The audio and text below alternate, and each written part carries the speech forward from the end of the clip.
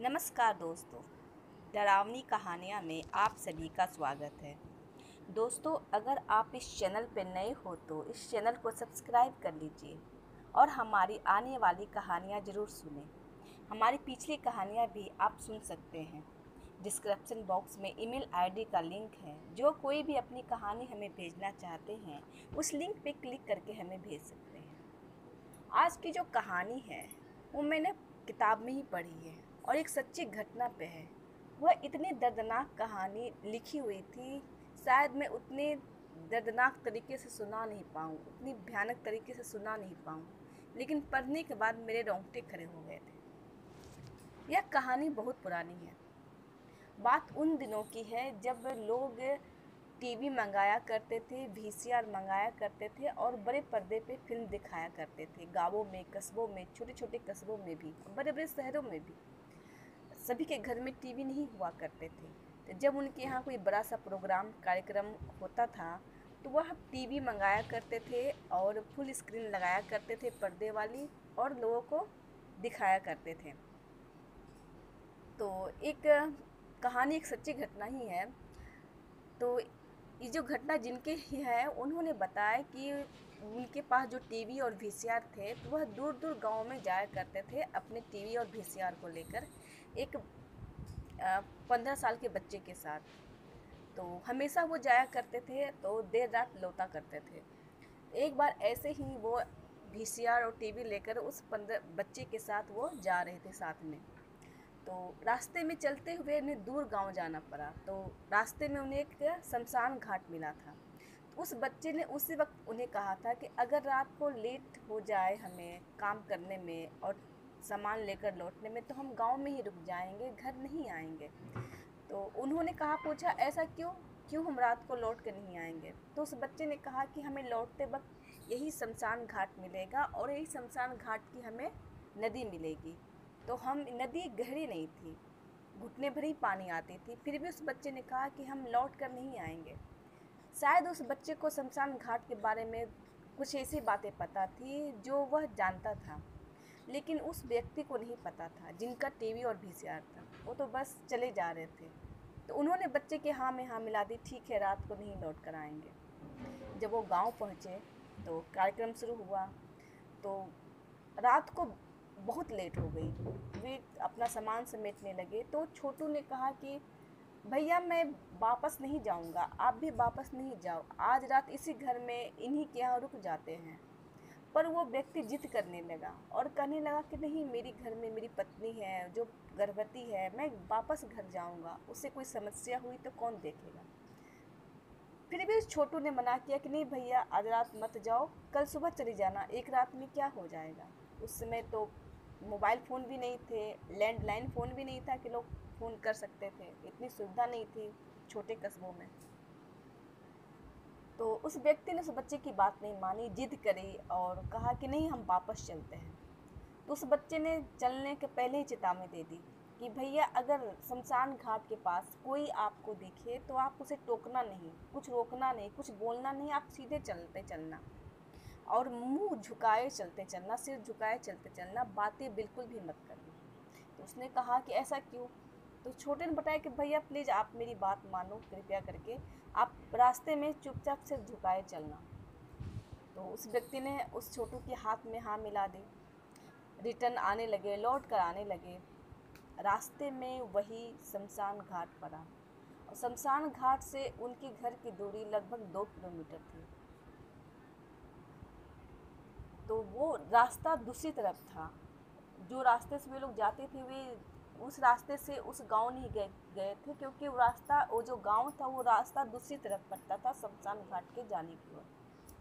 जब वो जाने लगे, रास्ते में लौट कर आने लगे, तो जब शमशान शमशान घाट पड़ा तो उस शमशान घाट में कहा जाता है कि जो मसान राजा रहते हैं, मसान राजा जो भूतों का सरदार होता है, जो रातों में शमशान घाट की रक्षा करता है। तो जब वो शमशान घाट से पार करने लगे तो उन्हें एक लंबा चौड़ा आदमी दिखा जो चुपचाप नदी के बीचों बीच चलता जा रहा था। तो उस लड़के ने धीरे से उस आदमी को कहा, भैया आप कृपया करके यहाँ कुछ मत बोलिएगा, कुछ मत पूछिएगा, चुपचाप चलते रहिएगा। उसने बहुत विनती करी अपने भाई से, यानी उस मालिक से, कि आप कुछ मत बोलिएगा, चुपचाप चलते रहिएगा, ये जो है इन्हें अपने रास्ते जाने दीजिएगा। उस आदमी ने भी हाँ में हाँ मिलाई। जब वो उस व्यक्ति के पास पहुंचा तो देखा कि वो व्यक्ति बहुत ही लंबा चौड़ा कद वाला था, पर वो अंधेरे में सही से दिख नहीं पा रहा था। वह व्यक्ति चुपचाप चला जा रहा था। पानी में छप छप की आवाज़ हो रही थी और वो दोनों भी शांत से चले जा रहे थे। पर उस आदमी से रहा नहीं गया। उसने उससे पूछ ही डाला कि भाई यहाँ पे आप क्या कर रहे हो इतनी रात। उस लड़के ने में अब इशारे से भी मना करा, पर वो मान ही नहीं रहा था। उसने एक बार पूछा, फिर उसने दोबारा पूछा, भाई आप क्या कर रहे हो इतनी रात को, पता नहीं आपको ये शमशान घाट है, इतनी रात को नहीं चलते, जल्दी चलो अपने घर। उसके इतना टोकने के बाद जब वो व्यक्ति, लंबे चौड़े कद वाला व्यक्ति था या कोई आत्मा थी, जब उसने सिर उठाया तो वह व्यक्ति उसे देखता रह गया। इतना भयानक रूप। उस लड़के ने उस व्यक्ति को कहा कि भागो भैया भागो, अगर इसकी पकड़ में आ गए तो आपकी जान ले लेगा। वह लड़का और वह व्यक्ति दौड़ लगा के, अपनी जान लगा के भागने लगे। उन्होंने टीवी वीसीआर को वहीं पटका छोड़ा और भागने लगे, जी जान लगा कर भागने लगे। उस लड़के ने कहा कि पीछे मत मुड़ना, कहीं मत रुकना, सीधे अपने घर में जाना।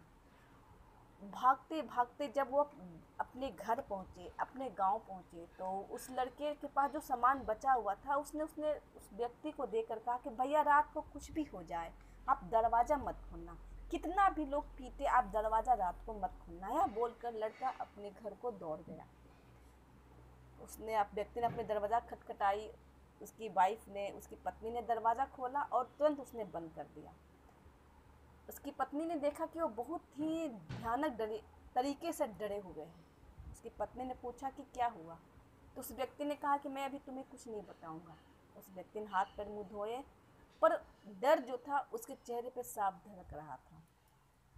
हाथ पैर मुंह धोए, उसने किसी तरह कुछ खाया, जो वह खाना गले से नहीं उतर रहा था, और फिर उसने अपनी पत्नी को सारी बातें बताई। डरते हुए वह उसकी पत्नी रात को सो गए।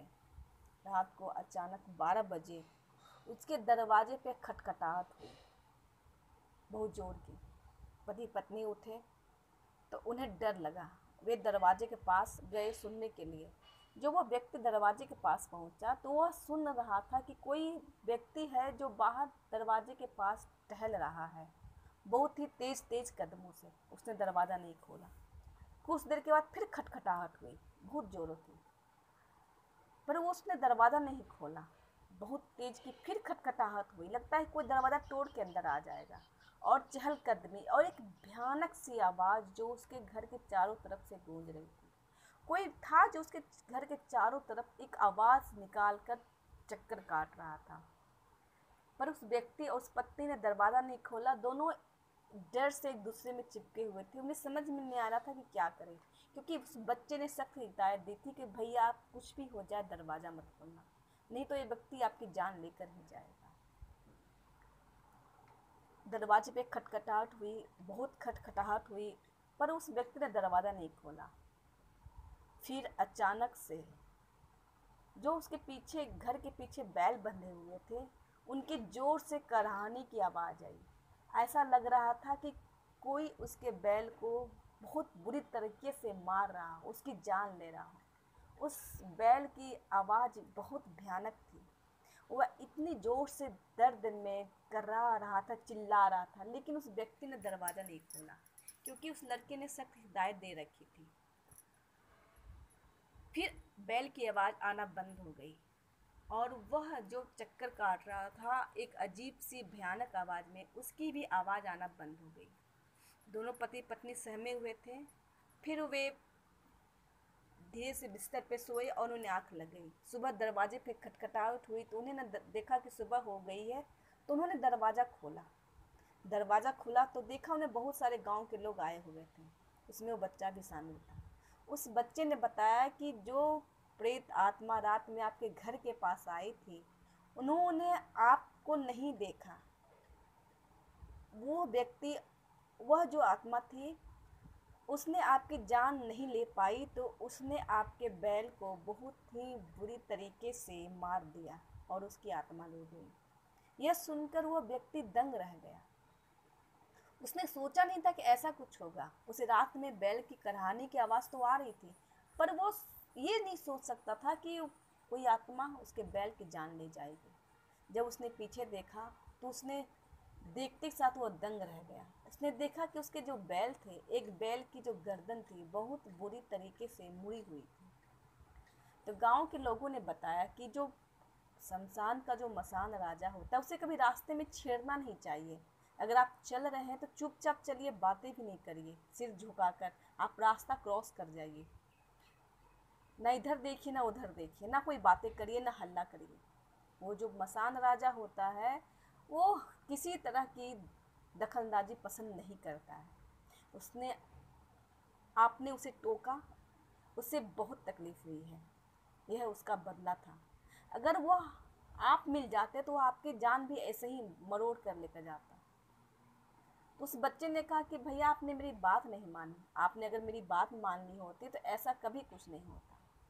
उस व्यक्ति का कहना था कि मैं पहले यही काम किया करता था, लेकिन उस घटना के बाद मैंने वो काम छोड़ दिया क्योंकि उस बच्चे ने मना कर दिया कि मैं आपके साथ कभी नहीं जाऊंगा।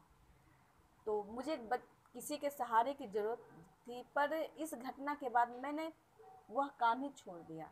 मैंने दूसरी काम कर ली और यह चाय की जो छोटी सी दुकान है मैंने वही खोली है। एक कहानी पढ़ते समय मेरे रोंगटे खड़े हो गए थे जब मैंने सुना कि उसने उस बैल की पढ़ा कि बैल की गर्दन मरोड़ कर उसकी जान को लेकर गया। सच ही कहा गया है, हमें कभी भी किसी आत्मा को यूं ही परेशान नहीं करना चाहिए, क्योंकि वो अपनी दुनिया में मस्त रहते हैं। हमें कोई अधिकार नहीं कि हम किसी भी इंसान या आत्मा चाहे किसी जानवर को परेशान करें। यह थी आज की सच्ची घटना।